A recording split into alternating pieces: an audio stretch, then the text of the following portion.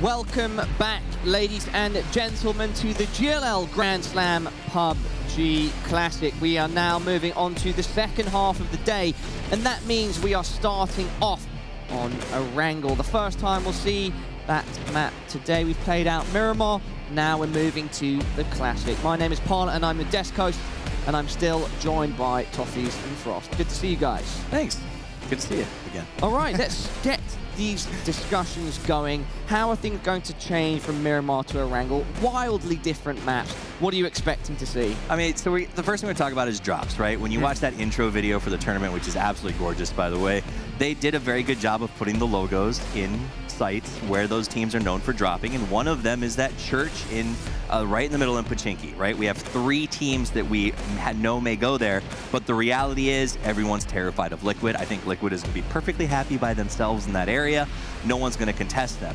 So my question for me is teams like Cloud9, who are already struggling, and then they decide they're going to loot like poor man's Pochinki instead, which is sort of that weird split above it. I don't know, man. Maybe now's the time to just say, screw it, and jump on top of Liquid. I mean, do you really want to do that? Because right now you're in the bottom of the leaderboard, right, and Liquid is in the top. Can't get worse. Well, you don't want to start up with too far down in the bottom tomorrow. So right now, I feel like even if C9 loots poor man's Pochinki, as you call it, it's still pretty close to where they normally loot, which means that they still have the rotation routes, stuff like that. They can still play from that. That's true, but we saw Halo Klein do the same loot spread that they're about to do during the preseason and some NPL time, and they said, you know what, we never find cars. Vehicles, it becomes very difficult to rotate out of here, so they've got some struggles ahead of them. On the opposite side, Bitloft and Na'Vi, 2 teams in the top 3 currently, have both told me they want the same drop. They fought for them in scrims throughout the week, and they're both willing to take that fight into the actual game. So for me, that's my big hot spot to look for. Are we going to see 2 of our top 3 teams fighting it out on hot drops in the first game on Erangel? Because it's been a while since we saw that. Okay, well, guys, we'll have to see if risk versus reward is a factor, as I'm sure it will be. And, you know, a couple of days ago, I went out on the lake with all of the teams, and I think a bit of risk and reward was in play there as well. All right, everybody, I'm now with the Oceanic teams. We've got 3 of them, and we've picked 2 captains out, Zoid and Jukesy, and they are going to take turns picking players to join them, and then they are going to compete against each other in a paddle race. Are you excited? Oh, very excited. I think we should start with a rock, paper, scissors to see who gets to pick first. On the count of 3. 1, 2, 3. Rock. No. No, you do your thing on the 3. Gotcha. 1, 2, 3. Yeah, let's go. Yeah, sure, that works. Cool. I'll get in there. Okay, here are our 2 teams. It's now time to change into your wetsuits, which is probably the most exciting part.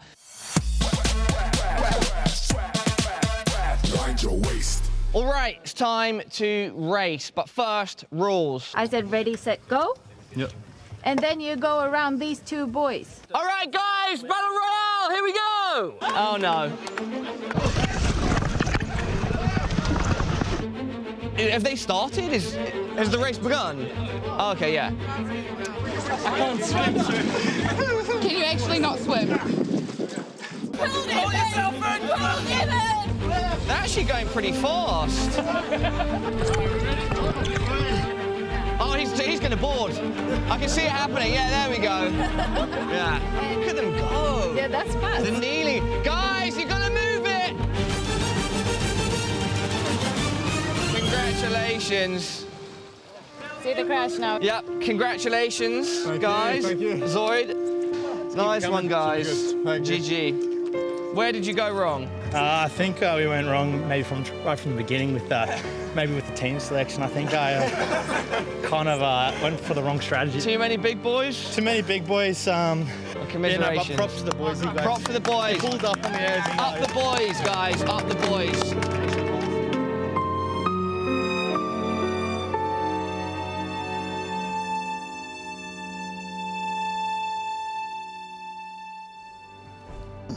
Yep, and it looked like in that final shot that the guys just drifted off.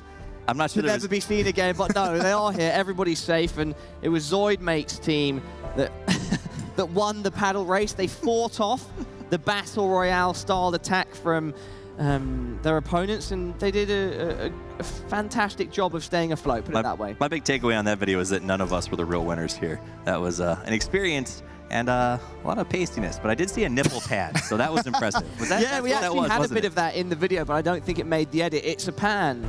The pan from PUBG. Yeah, no, he had it. It was in the background. It was definitely there. It was something. Oh, no, but as in we had a discussion about it. We kind of really showed it off. Pretty brave to step into the water without knowing how to swim as well. No, I think he did. I think it was exaggerating for dramatic effect. Either way, now let's zone in on Bitloft Esports, who over the last 2 matches have improved their position greatly on the leaderboard. Look at them. They're feeling good. They should as well. They should. I mean, starting off the first game, they came on 3rd place with 2 kills, and then followed that up with a 10th place, 3 kills, and then 2nd place, 11 kills in the last game. That's huge, and right now they're currently sitting on a 2nd place. Yeah, I mean, good plays from them. They've put themselves in a good position right now. But the problem I have with Bitloft is I think so much relies on Silzen. This idea that he was the #1 fragger, #1 in damage, and the longest survival time in Latin America. Basically, every leaderboard was him. And that means you're building your house upon one rock, right? And if that rock goes down, the rest of the sand has to give way. And that's my worry for these guys, is that they have to consistently keep him alive. And if they're going into a fast early fight with Na'Vi and they get caught, they cost that person every single time, can the team maintain their position? Hey, protect the VIP between them, by the way, Patrick. There's, you know, high five, you know, the vibe's good. Yeah. I mean, that's what they should have as well. As I said, they're doing good right now, but they need to step it up coming into Erangel as well, because right now, as we know, they're fighting against Na'Vi for their looting spot, and that's not something you want to do that early into the game. Well, we saw them produce an amazing performance in that last match. Harold really took advantage of the opportunity. I think he was the one that cleaned up FaZe, right? Yeah. Well, we'll have to see if they are able to reproduce the same result in this next match, the first one on Erangel. And for now, let's head on over to our casters. It's Deman and Hypoc. Thank you very much, guys. Yes, well, I'm excited to be here. We're going to get Erangel. Hypoc is excited because he's going to get to cast his first really big tournament. You've done a bit in MPL, obviously. Right? I'm going to look after you. I'm going to guide you through. But you've played in these tournaments, so this is the easy part now. You're talking about it. This is definitely the better side of the desk to be, of course. There's no doubt. Some familiar faces there. Less pressure on you? Not so much. Not so much. Little nerves, maybe to begin with, but your ex-team Space Station out there, they're having a bit of a rough start. Yeah, some I guess rough rotations, but overall it's come down to the late game team fighting, which has been unfortunate. Obviously, if you don't have the circle lock, obviously you're going to be put in bad positions. But came back with a decent placement in the 3rd game of Miramar. Hopefully they can carry on with that momentum. But Jason coming up huge in game 1. With against FaZe, yeah. So that's got to be a confidence booster for him. That's got to be. And speaking of confidence boost, I mean, you're just going to be looking at Athletico, you're going to be looking at Bitloft. These guys have been posting some pretty big fragging scores, and we heard it right at the start. You know, they've gone from idols to rivals, effectively, which was a great line that he came out with. But it's definitely one that we can use because they now realize we are on their skill level. We can face them, and you know, if that's to happen in day 1, we don't know what could happen. This could be a wide open tournament now. Yeah, absolutely. There's a couple of key things to note coming into Erangel. Obviously, the teams we're talking about, SSG of potentially we've got the switch up on the drop spot, so I'm not sure how the rotation is going to look on that, but certainly there's a few interesting dynamics. It could be interesting because obviously you can only gain so much from scrim information, right? We don't really know where they're going to drop. You know, we're just in it in Miramar. It was fairly clear. Obviously, if you think back to FaZe It, we had a lot of people challenging Pachinki, etc. From what we know, Cloud9 will be adjusting their drops, right? They're going to be going further afield, which is, again, is bumping more people along. We also know we're going to have Na'Vi potentially clashing with Bitloft. We just saw Bitloft there. They had the Na'Vi side. With the taunt. And the taunt. Now, I can tell you, in scrims, they did clash. And it was actually Na'Vi being aggressive, which is unusual, on their drops. They went aggressive and pushed Bitloft. Yeah, and the important thing to note is there in scrims that they weren't clean wipes. They were both teams taking. They lost 2, I think, each. Yeah. So, and that's kind of thing with scrims. You know, we're going to have teams feeling each other out, but ultimately, once we get into the first game here, we're going to see those adjustments made and probably carried on throughout the 3 games we're going to see on our goal. One thing I'm looking forward to seeing is Tempo utilizing this space. Obviously, we're taking a quick look at what's up to play for. One of the best trophies so far. It's a bloody big trophy. I'm just wondering how heavy it is. That's a sizable trophy. That's definitely going to be one of the 4-man lifts. I know the PEL trophy is quite small, but it's really heavy. So you never know what these things are made of, right? What's inside it. So it is, incredibly heady stuff. There's first face on your screens. It's been 26 kill games, I should say. And then obviously the last matchup, I think they picked up about 13, 14 points in that game. So it's a good start for FaZe Clan. Consistency. Speaking of consistency, you were talking about Tempo Storm. They've not finished outside the top 4 yet. It's been, I think it was, 2nd place in the first game. I think maybe a 4th place in the 3rd game. And again, another 3rd place finish in the last matchup. They haven't been posting the kills. No. But consistent placement, kills will come with it. Absolutely, and Tempo's one of those teams that you expect to see them be consistent, and then they have these standout games, and they'll slowly pick up. They'll bank on their average point per game, and I think again, if we make the comparison between Miramar and Erangel, obviously Tempo pretty much middle of the pack in terms of average points on both, so that they're an incredibly consistent team. They just need to get their one game where they can, pick up the 5 or 6 kills early to mid game, and then get to the late game, and you'll see them clear up. As long as they keep 4 up. The problem we've seen today is we've had some questionable rotates.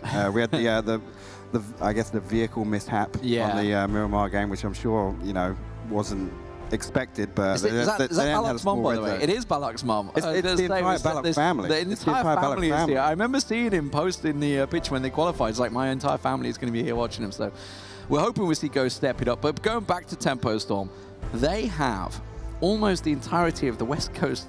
It's always been tempo drop, right? The West Coast has. Nobody's challenged it. Nobody's contested it. Nobody's even gone near it. But to the point that I don't believe there's anyone in Gatka. There's nobody in Primorsk. There's obviously someone in South George, which I believe is the Rumblers. But other than that, they have a massive landmass to themselves. But the thing to note there is the Rumblers obviously switching away from Mill to Power, which is obviously occupied by FaZe. So again, we've got to ask the questions about rotations for Rumblers. On these western circles, where are they going to go? How are they going to come south into these circles with Tempo having, a massive advantage in terms of first dibs on any compound? Well, we're still waiting for the map to get itself going. You can see Team Liquid. Jempty Samty had a really good start. He'd be yet to actually really kick off, I feel, in this tournament, but he'll certainly get himself going. There's the Rumblers on your screen. They had themselves a win in the last game. 0 points for the first 2 games, and then bam, 15 points straight back in there. I mean, that's the way you want to bounce back. It's unfortunate to get the 2 back-to-back zeros, but definitely coming into the 3rd game with Miramar and getting that win, again, massive confidence boost. First NA team to win a game here. I guess we can't really call that after 3 games, but that's going to be a huge confidence boost, especially for... there's a lot of questions about Rumblers coming into this global event. Exactly, yeah. I mean, honestly, bear in mind, they came out of MPLC in Phase 1. They qualified through to MPL and managed to get in there. We've got 40-second timer, ladies and gentlemen, so we're going to be getting the game on your screens in just a second. Na'Vi, they started off strong, but have had a pretty misshapen last 2 matches. We'll see how they can perform. As we mentioned, they may well be clashing with Bitloft. We'll keep our eyes on where these teams are going to be dropping, where they're going to be going, because the playing path may well arrange and change things, because we know that it is a fairly northern playing path. We have, luckily, the information ahead of you guys, but it is going to alter a couple of these drops, I feel. Yeah, and again, Na'Vi and Bitloft is one of the ones we're going to be looking at because of that South Coast contest that we've seen in the scrims. So going to be interesting to see if we get some switches up and maybe actually dropping near to another team if they're forced elsewhere. Here we go, ladies and gentlemen. There's the timer. The bird is in the air, and we are going on to Erangel for the first time here at the GLL Grand Slam. The PUBG Classic is really delivering so far. First 3 rounds on Miramar have been fantastic. We've had Na'Vi, Team Liquid picking up wins alongside the Rumblers in Game 3, who will take Game 4. Yeah, pretty standard playing we're looking at. Already, actually, we see Bitloft come in down the west coast, which is one of the ones we were talking about. They've been dropping south coast around these yellows just to the east of the ferry pier bridge. So that's going to be an interesting one to see. They might have identified that, you know, Tempo do have all the space. Let's try and take some of that off them. That is. It's a bold move. It's a bold move. It's yeah. a bold strategy. We'll see how it pays off. Tempo have diverted a little bit away from it. Of course, Navi, they're going for the long drops down to the coastline. I wonder if Bitloft, I mean, I was expecting them to kind of carry on down south to Primorsk, but it doesn't look like they're going to be doing that. They're actually going north, kind of testing Rumblers a little bit there. Everybody else, let's look how it works out for FaZe Clan. Incognito looks like they're going to drop in, so they go to the same drop that the Knights do, so this looks like it could be a contest. We've actually got all three teams here. We've got Knights, FaZe, and Incognito in a minute floating over each other, so going to be interesting to see where they end up as we jump on board with, is it Sizzling? Oh, damn it. I had it down in my head and now you've just said Sizzling. It's not. I will get it in a moment, but the circle has come up. It is going to be a north. Wow.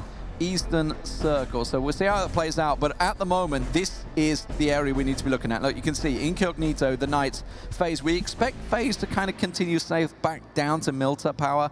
But Incognito and Knights almost certainly are clashing for territory. Yeah, and Ghost actually making the audible drops to drop up towards Stalber and Kameshki, which we've seen them make a couple of audible drops in MPL. Not usually this extreme, but it was a bad plane for Milta. They're going to be thanking their lucky stars after that initial pop. They're going to have pretty much first dibs on everything north of Yasnaya. Good pop really initially for Hell Yeah Brother as well. They're going to have good opportunity to rotate in. One of the things we haven't really seen them do too well in the Miramar games is kind of moving early, getting some compounds and being able to hold their ground. What I do want to see is whether or not we're going to see any aggression out of Knights and Incognito here. This is one of the ones where all three of these teams can actually sit pretty for the first circle. Well, Bitloft on your screens there, 27 points so far. They're just 1 point off Team Liquid for the leaders. The LATAM team have come in and really delivered. We weren't really sure what to expect from the LATAM region. Obviously, we haven't had great showings from them in the past, I think it's safe to say. So a lot of people kind of underestimated them, perhaps, coming into this. We'll see how it plays out. Lipovka, of course, is where FaZe have gone. So they've kept 3 in Lipovka, which surprised me. I expected to see 1 or 2 here. But Mexi, the only man that's gone back down to his loop path. With the circle as it is, it's a good standing for them because it gives them a good stead to just carry on a little bit north and central. Yeah, what's a big concern right now is we've got 3 players from Pittsburgh Knights in prison. And yeah, it's fairly dense, but there's only really the one big building in the hangars really is providing any loot. So there's going to be some questions over whether or not they're going to be able to get situated. I also didn't see them get any vehicles. So it's going to be interesting to see if they're going to try and make a transition north towards Mansion. Obviously, the forest north of that as well. It's usually interesting. A pretty good spot. Yeah, and I want to talk about that. You're on about Mansion because it's interesting how much Knights have withdrawn on themselves, right? Because they'd normally be over in Shelter, up in Mansion, over here. But instead, they've pulled in and gone almost the 2-2 mentality. And I think that comes from once they know their drop is contested, they don't want to leave. They don't want to leave a weak spot. They don't want to leave somebody out. We're actually seeing Incognito make early moves. 4-man in a vehicle. Yeah. It's always the dangerous, scary move, right? I mean, it's going to pay off. If they can get to Mansion, effectively they can cut off some of the rotation routes for Knights. I've already said that I don't think they managed to pick up a vehicle when they landed. So this actually could be troublesome for Knights in the early game. I'm interested to see Bitloft. I thought they were going to go, because their normal drop path is the yellows, where Aduzi is right now, and stuff like that, Pokemolodoy. That's the thing. We were expecting where there was going to be a challenge. His Tempo Storm, of course, they're going to be taking the, looks like a northern route. I think they're going to go north over the bridge, past the bridge camp spot. Yeah, they're actually pulling up on the mountainside. You can see, I can see your boy Dre just off in the distance there. He's pulling up to scout out. Red Canids, of course, down at the ruins, so making sure they don't get caught out in transition. Yeah, and typically we do see Tempo Storm making these moves. Is obviously the north side of these circles, just due to drop spots, is usually way less congested. So wouldn't surprise me if we see them come all the way up to shooting range 70 and, to be honest, try and get something up onto Stalber Hill. But elsewhere, we do actually see Rumblers making early moves as well. They were first out of the plane, so kind of expected. They're kind of running pretty close to SSG. SSG looks like they've taken the hangar compound just outside of 70. We jump on board with Nice, actually looking like they're pressuring FaZe in the podcast. Yeah, so that's down on the dip, right? They're just on the wall on the dip. So Knights, well, not happy about being invaded. And it's kind of expected with the way the playing path was, but just a couple of free shots from Snark, just hopeful. Hasn't got any first aid, so it's been a low loot pickup for the Knights. And this is the point I picked up on. All three of the Knights players that have gone into prison, no vehicle, they're going to be scrapped on loot. So, I mean, ideally, they need to pick up, you know, some early kills or something to make that pay off. Well, luckily for them, they're going to get that hillside compound, and it's very tree-ridden. And even if it swings sort of north, there's a lot of trees to keep pushing through. So it's not too bad for them, despite the fact they don't have vehicles. But if it hard shifts to the north, they might find themselves in a problem up towards that Stauber region. Crowd9, they're making their way through, dashing past the north side of Yasnaya. You can see Hell Yeah Brothers still in. Yasnaya still sitting on that edge side. Team Liquid also coming into their old territory. That is, of course, Yasnaya, as G2 finally make the way through. That's Milta they're going through. But G2, I mean, they're the perennial late looters and coming in on the edge. But they're gonna be geared, and actually the way that these rotations have panned out, a lot of these teams are prioritizing the center and obviously the north. So G2 actually have got a few paths they can pick to get in here and actually do some solid scouting to try and get themselves a position. Look how north they've gone. So they were on the west coast, and they've gone all the way over West George Pod Bridge and up to the northern side. This is not good for tempo. Your boy Dre, we were talking about it right at the top of the show, losing players and early rotates. Yeah, and then actually this is one of the spots actually as well on this circle. It's high profile. Everybody wants this compound with the hangar, obviously with on board now with Rumblers over at Nolene, but Tempo sending one forward just to check the hangar that's halfway up Stauber Hill. It's a risky play to try and scout from, because once you go up there, you can't keep vehicles, you can't just sit in the open. So unless you get first dibs on that compound, there's not a lot of value to it. Now V coming in pretty late. They're going to go Potato Hill and sort of direct into the circle, but as expected, as you can see, just the one kill so far. Tempo Storm, the only man down, is your boy Dre. Red Canids coming in late as well. So a lot of these teams opting for that sort of northern side, and almost every compound other than a couple of shacks has kind of been taken to see Mexi on the hillside at the moment. He's got the Knights coming in behind them. So we could see small contests continuing. So it looks like the Knights are going to go for the hill here, which, if you were watching yesterday, Europe versus CIS showdown was where this pretty much finished off. It was really the death point for Europe on that hillside. Yeah, and actually, well, this is the thing with the way this plays out. If this goes north central here, we're kind of out of compounds. There's not too many compounds along this. It just becomes a terrain fight. And obviously, Circle 2, we're not going to see too much kind of teams pushing each other, but where these teams are kind of positioned, you know, 200-300 meters away, they're just going to be trading back shots, and that's when we get through to the third-party stage of the game, where, you know, people are just lobbing knocks back and forth. Is this a familiar? Oh, hello. There's a tree there, Rusty Zero. Is this a familiar LATAM rotation going on, or what? It's like we've actually got both of them. Both Bitloft and Red Canids both going on this beach run, but looks like Red Canids are diverting towards Stauber. And Bitloft are going to continue to Kameshki. Interesting to see, nobody's actually opted to take Stauber and kind of occupy that dirt road. That dirt road, obviously, late game becomes a pretty key part of the map. Once we kind of shift north, we're actually going to see the next shift come in. So we're going to see, and there we go. Yeah, so we're actually going to center right on Athletico, and this is the compound I was talking about. That's a strong place. The one that everybody wants in that first circle that's north of Yaz.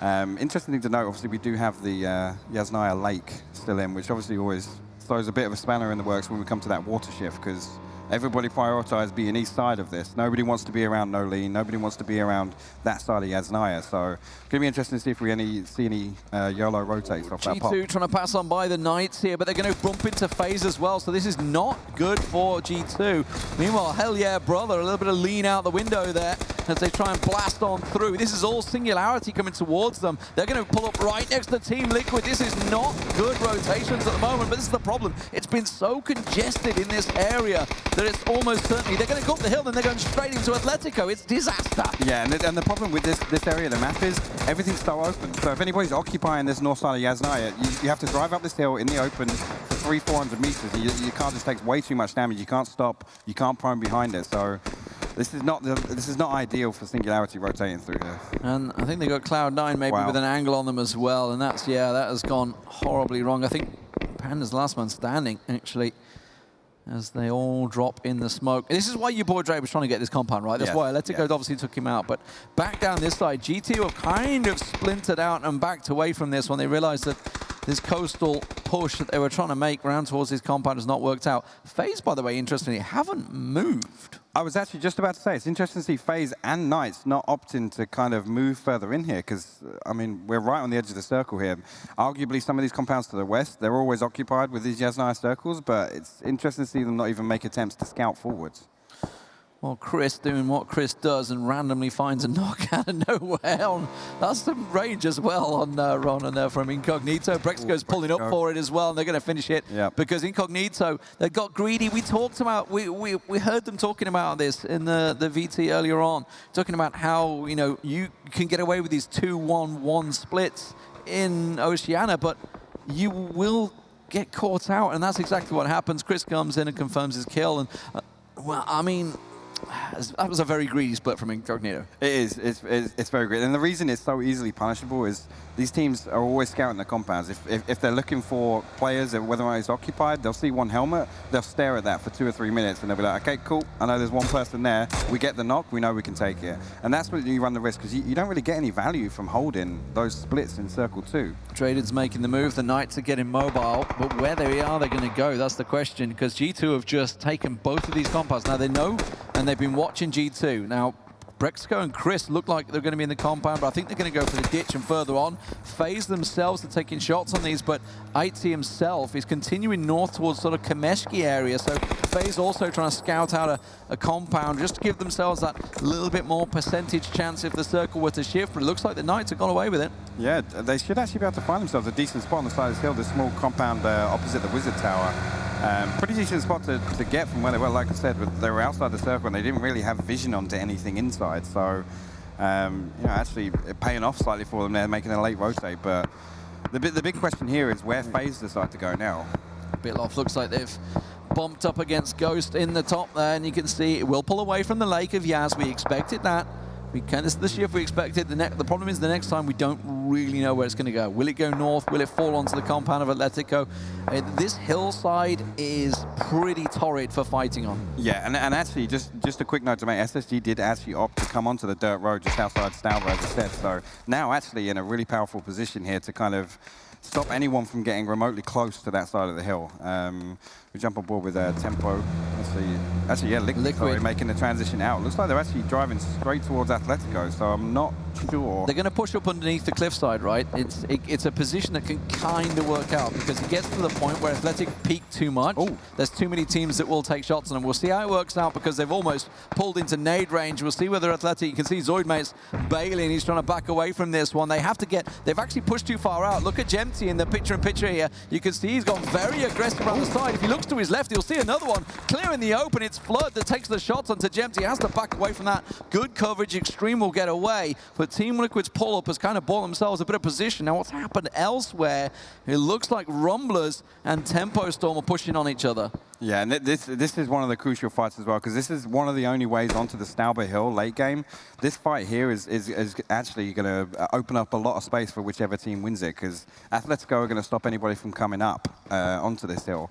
It's going to be interesting to see if Rumblers decide to take this, because we haven't seen them actually engage in team fights. And obviously, if they're aware of who it is, I'm not sure if we've seen some knocks, but it would be interesting to see Rumblers take this fight at this point in the game. Yeah, the high ground generally comes out on top, and Tempo Storm, despite being a man down. Na'Vi, by the way, they came out of the edge of Yasnaya. They went all the way down south, through Liquid Compound, and you can see they're pulling very close to FaZe Clan. Fuzz is in his vehicle and getting out of here. He's going further north. And this compound, it's not in the circle, so they really can't settle here.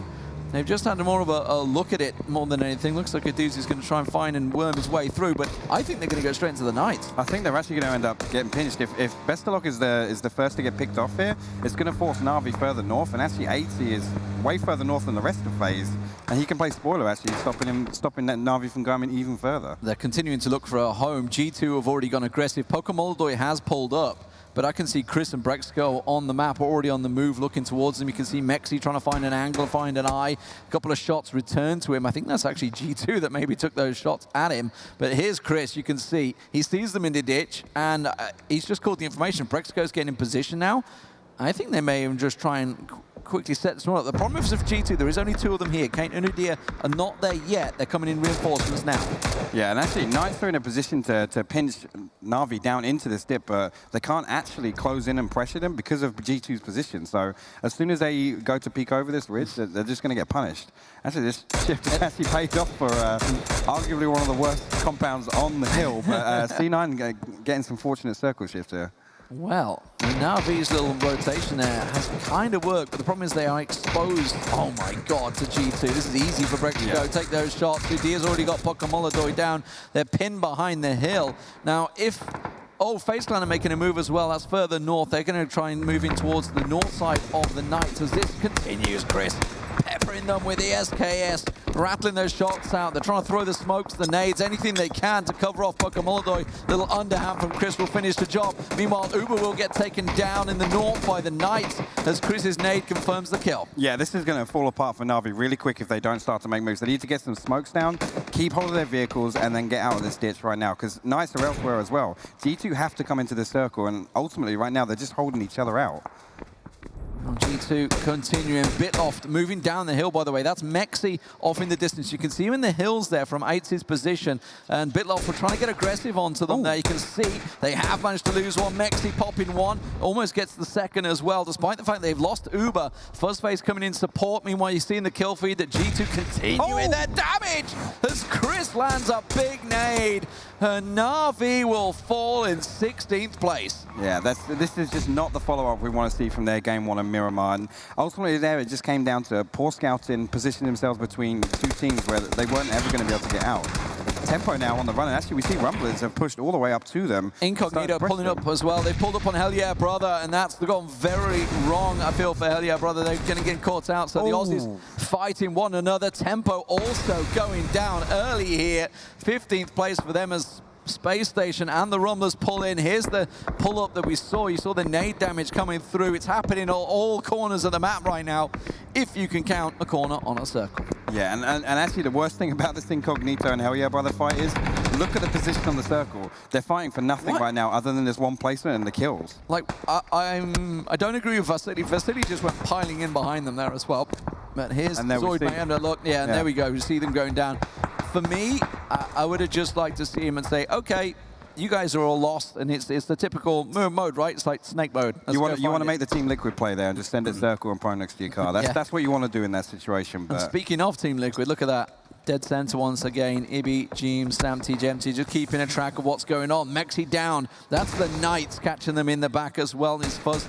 Oh my word, with this DP, if this car loses a tire, it's going to roll on down the hill, and it's all sorts of problems. Bitloft trying to go for the push, and Ernesto trying to do what he can. Harold will get himself a kill on Fuzzface, and this has got to be really a adrenaline-filled moment for Bitloft. Once again, we saw them taking down FaZe Clan in the last game. It looks like they might do it again as 8C, the last man standing. Yeah, and we actually see Knights looking like they're going to get aggressive. They're aware of these team numbers. They can see these teams trading back and forth. Reelzex is halfway up the hill. He's trying to pressure as well, but Drayden and Snark are actually looking like they're going to try and push up and clean this up. 80, wow. 80 with the push comes around. Well, guess what? Can't quite finish them off. It's actually Snark that shoots him in the back in the end.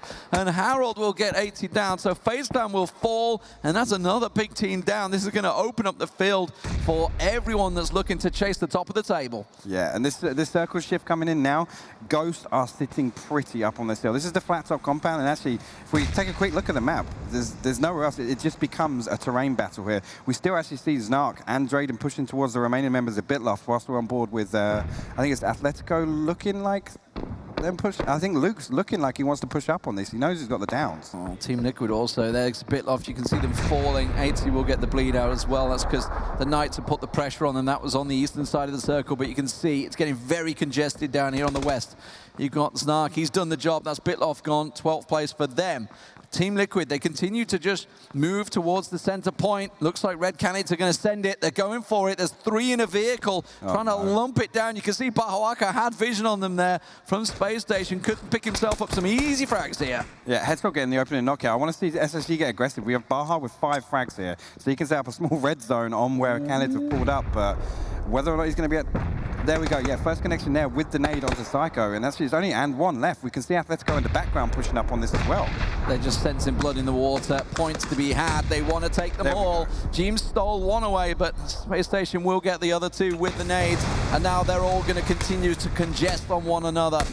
Down south, by the way, G2 and Cloud9 are kind of sizing each other up. You can see the Rumblers, they've got Incognito and Singularity all trying to push up this hillside. They're the gatekeepers right now, but Rumblers can't push too far because Team Liquid are just ahead of them. No, I'm worried about where Rumblers are going to move to next, because even if they deal with the threat behind them, which is the last member was Singularity and Incognito's duo, ultimately from there, they haven't got anywhere else to go. So we do see Lost get the opening knock and flush onto Waikik and Mukau. Well, easy work for him, makes it look easy, at least with the SLRs. Just banging them down there. G2 taking shots onto the Knights as well. Incognito will go down. 10th place for them as the Rumblers feel it's job done, so they're not going to be looking towards Panda at the moment from Singularity. It's continuing to sneak behind them. But for the Rumblers, they need to worry about Athletico now, who are looking down the hill towards them. There's G2. We said they were facing off against Cloud9, and Profi has felt the wrath of the mighty Germans. It's Chris doing his alpha gorilla impression. I don't know if you watched his Twitter feed, but it was fantastic.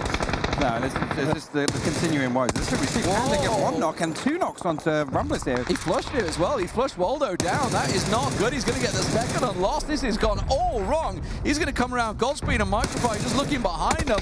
This Beryl doing some serious work there for Panda. And that's going to damage Rumblers because Athletico are already aware of this position here. They're already pushing up. Wow.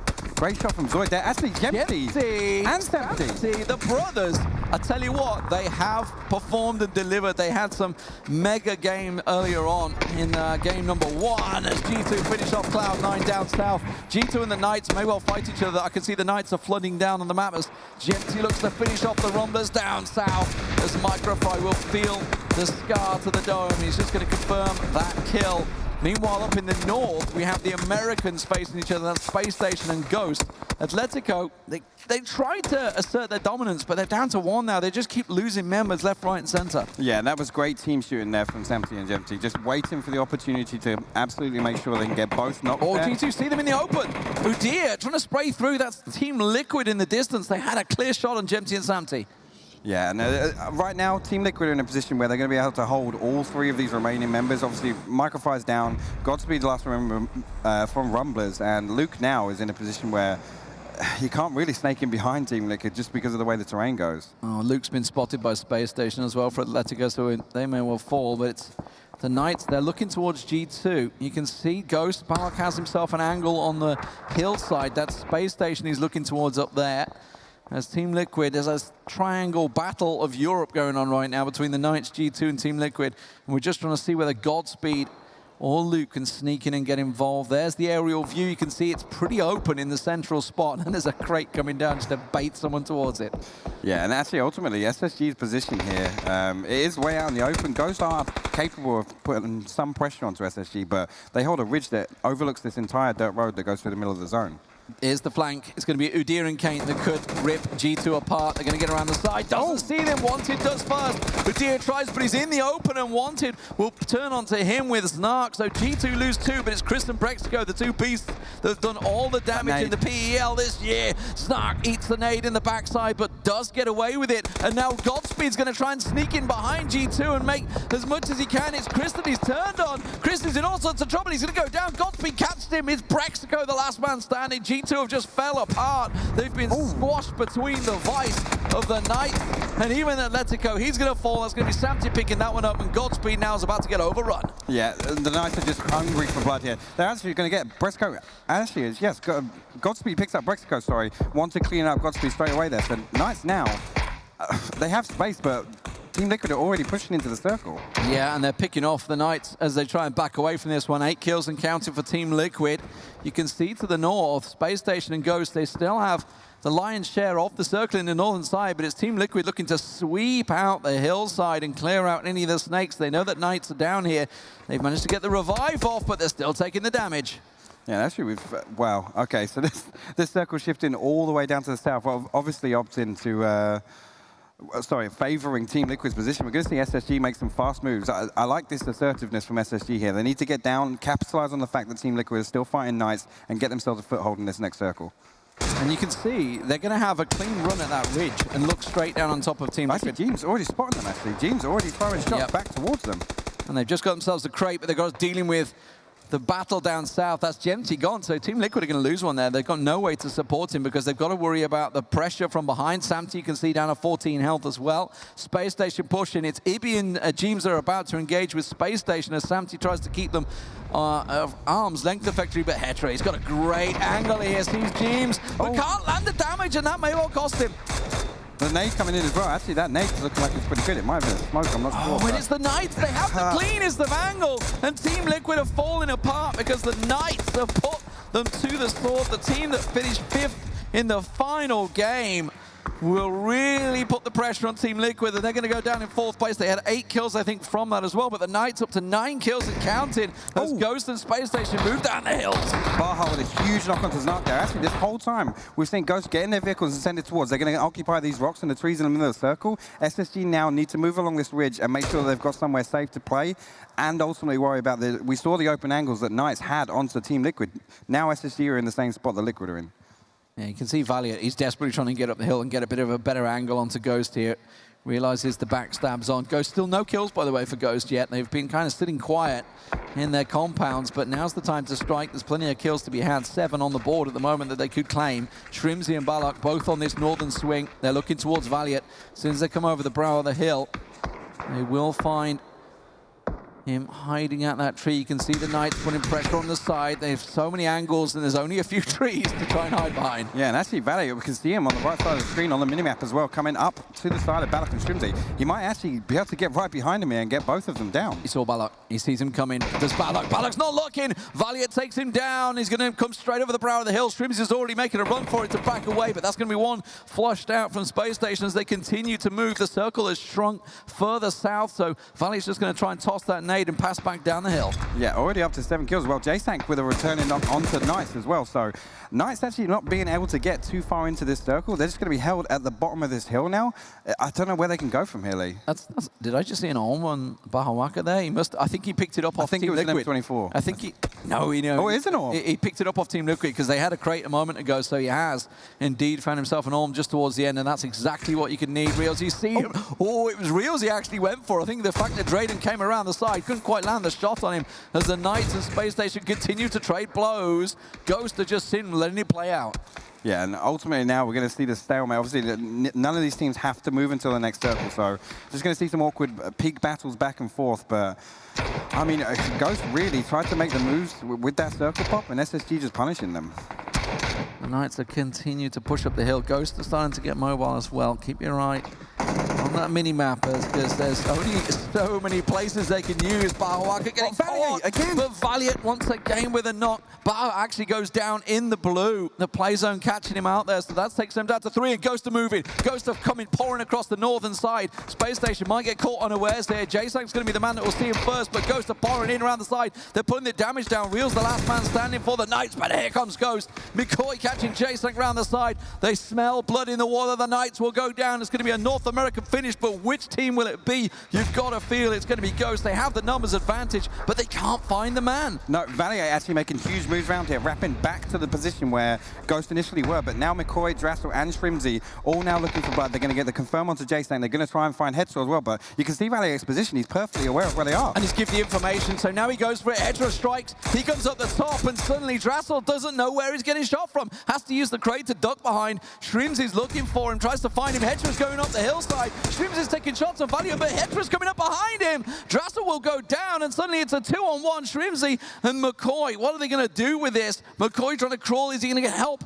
Shrimsy, will he go for the revive? I don't think he can afford to because they're too close. They will hear it coming. He's going to have to try and stick one. I think he's just coming back for the smoke grenades here. I'd be really surprised if he tries to stick this res, but definitely a risky situation for Shrimzy right now. Headsor just holding the brow of this hill. He's just going to lay prone, wait for the head peek. Valier is in a great anchor position here to shut down. Actually, we already see Valier taking some shots, confirming McCoy, but I don't know what Shrimzy can do with this, Lee. Well, a 2-on-1, and it's a horrible split for him as well. So Space Station, Ghost sat, waited, poised, thought they'd found the opportunity to try and go for it, and Molly, Shrimzy trying to buy time, but with the final circle closing in, you can see there's no cover to his left at all. It is an open There we run. go. It will be Space Station Gaming taking a 13-kill victory here on the first map of Erangel. And it's a round that they absolutely needed. Yes, and it's great to see them bounce back. Obviously, statistically coming into this one, Space Station, one of the teams we saw struggle actually on Erangel in the MPL. So great to see them come out strong and actually closing out the end game there. I'm going to put that down to Valier. Valier's moves back and forth across the circle, pressuring every team that was remaining, and ultimately just taking complete control of that final circle. And they really took advantage. We saw it, I think it was Phase 7 when the circle shifted. The fast movement they did down the hill to punish not only obviously the Knights down the hill, but Liquid. They caught Liquid, could pin them as they engaged with the Knights. As soon as they saw that knock, they were like, okay, let's go. They're fighting, let's try and catch them behind, and it worked out so well. Yeah, I mean, all of that as well on the back of Valier's huge flank contact. I think it was Balak and Shrimzy that initially went north. Yeah, which would have pinched them. Completely shut down the 2-2 split that Ghost were going to try and run towards the final circle. But, I mean, wow, what a finish. Well, North America, they started slow, but they picked up 2 wins, and that one is a big 23-point score, which will rocket them right back up that table, while obviously we were having a little fun with them being down the bottom of the table at the start. They're certainly delivering, maybe just a little bit of jet lag kicking in there. Maybe so, yeah. I mean, rough games for the NA teams on Miramar, but I mean, wow. If we can see Rumblers and SSG come back and obviously take the game 3 and 4, are we going to see a Tempo Storm game 5? Well, maybe. I mean, other than Team Liquid doing well, we saw Na'Vi going out 16th. FaZe, I think, we're down in 14th place there. G2 got quite a few kills towards the end, but again, they were crushed. The Knights, it was actually a good performance for them. I think they had about 10 kills as well, so good performance for the team that finished 5th in the PEL earlier on, but of course, it was Space Station Gaming, a team that wavered in their final day of MPL. Yes, yeah, it was actually interesting the final day coming in first place and Tempo Storm coming in 5th place and just completely flipping, yeah. And some unfortunate games, but it's always horrible to have that pressure on the last day and not get any circle luck and just banging your head against a brick wall. Well, it was only fitting that Michael's first cast, it is a Space Station Gaming. His old team, his old boys, and they're standing by with Rachel. Thank you guys so much. I'm just getting the final deets here on how this all played out, but I got the boys here on the stage. So why don't you just tell me, what was the key to victory in this last match? The key to victory was pretty much comms. Like, it's hectic. Those starboard circles are brutal. Everyone's on top of everyone. So keeping comms clear, making sure everyone's helping each other, people are pushing together, that's the biggest thing.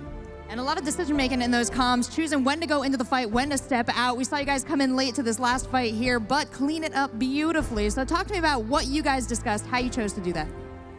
We pretty much discussed that we knew we had to kill PK because Ghost was going to flank us. We knew Ghost was shooting us above, so I decided to make a play and kill Balak so we could put pressure on the north side, or else they would have just peeked over on us. So we pretty much had I pretty much had to run in the open while they covered me to kill PK. So the biggest thing is just having each other cover for each other. Baja died to blue so I could push. So sacrifices. Sacrifices, beautiful sacrifice there, Baja Waka. Now you guys talking about this final match against Ghost. This is something you're familiar with coming from NA, 2 teams. You're used to playing against them. Did that come into play here at all? This is a crazy field of competition. No, not really. We kind of just, we just want to do what we have to do, you know? We don't really care who it is. It's nice seeing all the NA guys up there, but like I said, we had to pick and choose what was correct, and we did that, and it was just clear comms throughout. Everybody, we knew every bit of info the whole time, so it was nice. Any words on your earlier matches today? On Miramar, we didn't see so much from you guys, but it looked like you were building up to this. Yeah, I feel like, on Miramar, our rotations and everything was pretty good. We made a few mistakes as far as scouting and being a little too greedy with our smoke grenades.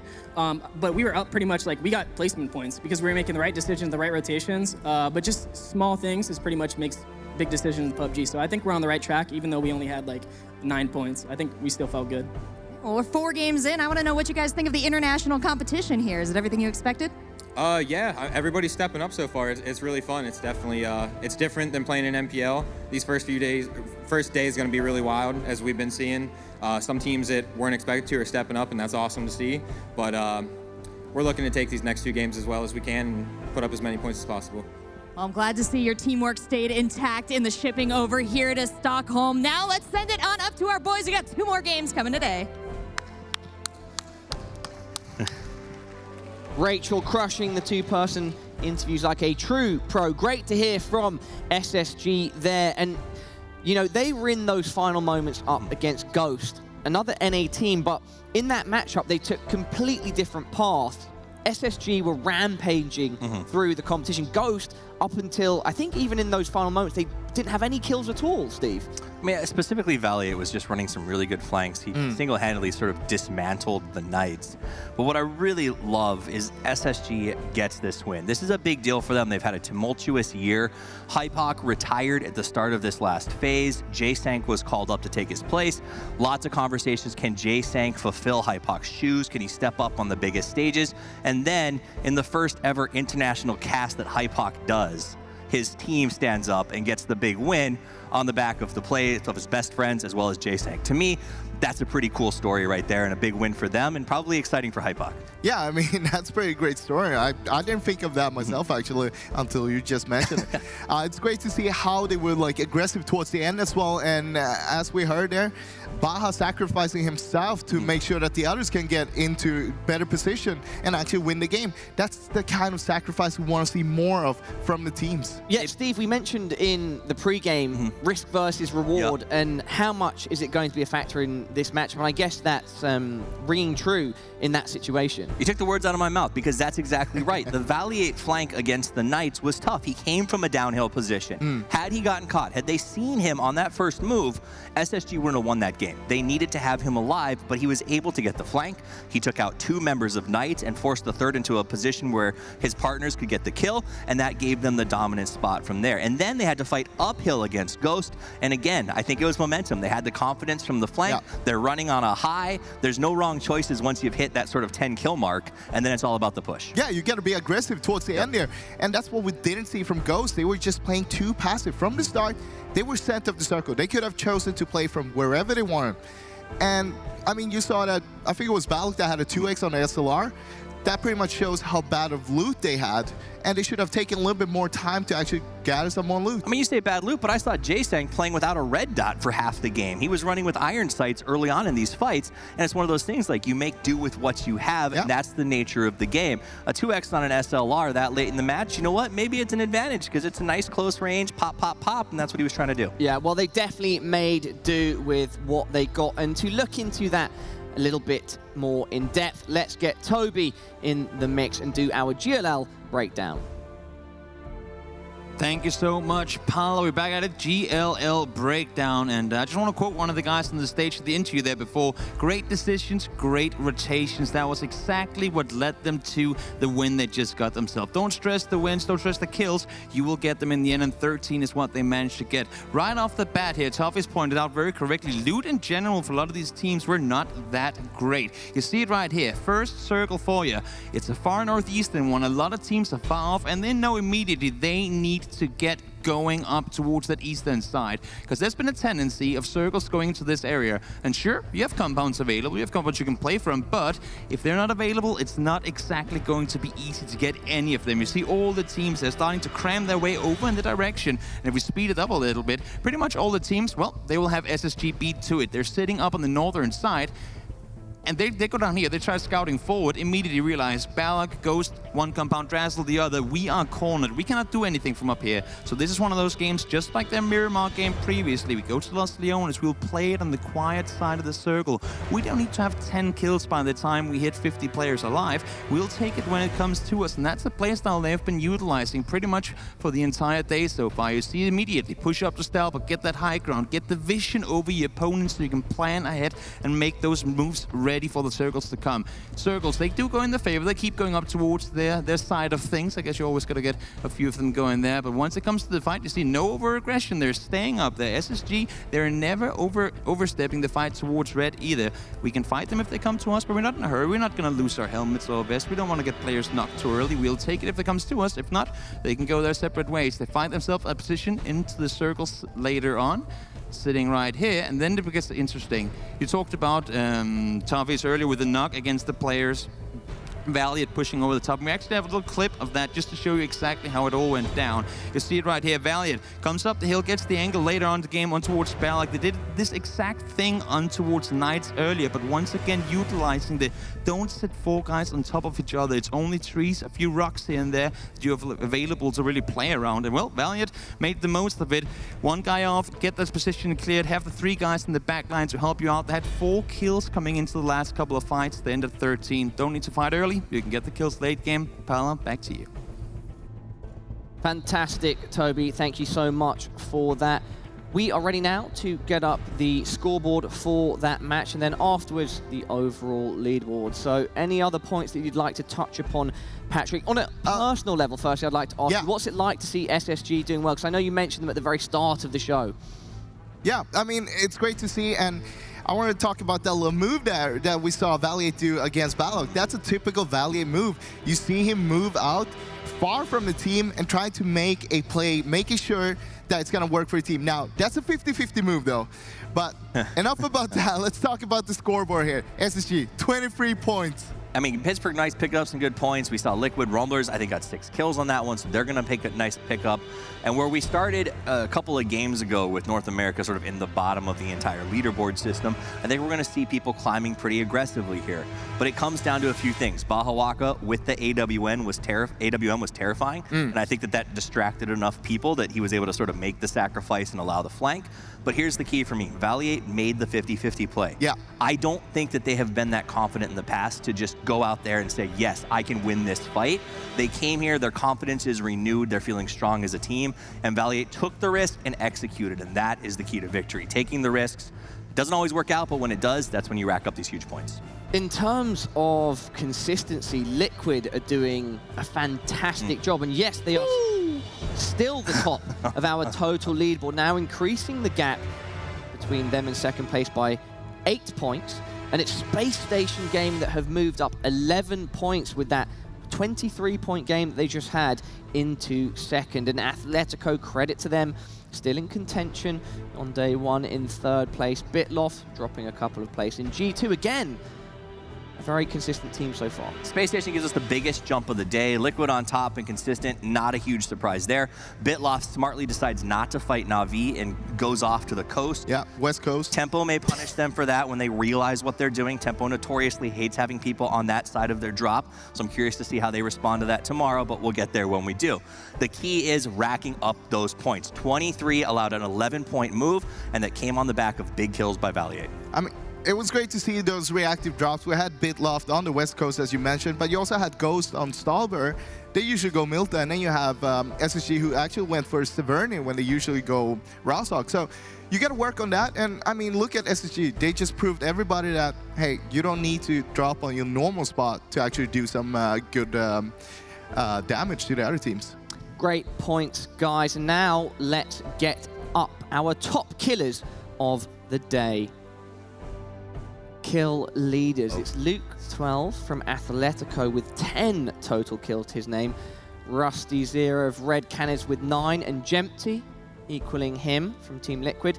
And then Panda from Singularity and Uber from FaZe with 7 apiece. You know, when I talked to Xenox out of OCE, sort of the caster for their pro league, he told me that I think Luke 12 is the most underrated player in OCE. He's the best that we have. Guys like Extreme and Lynxy and Tiggleton kind of get all the praise, but this guy's got the highest potential. He's put up huge numbers. He was the top killer, top damage in OCE. I'm happy to see him not only performing well, but leading the charge here at this international event. All right, 4 matches down, 2 to go. Also 4 different winners. Do you think we'll see any repeat chicken dinners today, guys? I don't think so. No. Not yet, not today. It's going to take a little bit more for teams to actually realize what the other teams are doing. Right now, everybody's still just going whatever's happening. They don't know exactly what the others are doing. So it's kind of a little bit random right now. Yeah, I mean, I think we're going to see Liquid play very well in the next 2 games. They're coming out of a really good spot. We saw them in that last match. That wasn't a great circle for them necessarily, but they still racked up 8 kills. So if we do see a centralized circle where they don't have to travel far, I think that's our best shot at it. Awesome. Thank you so much.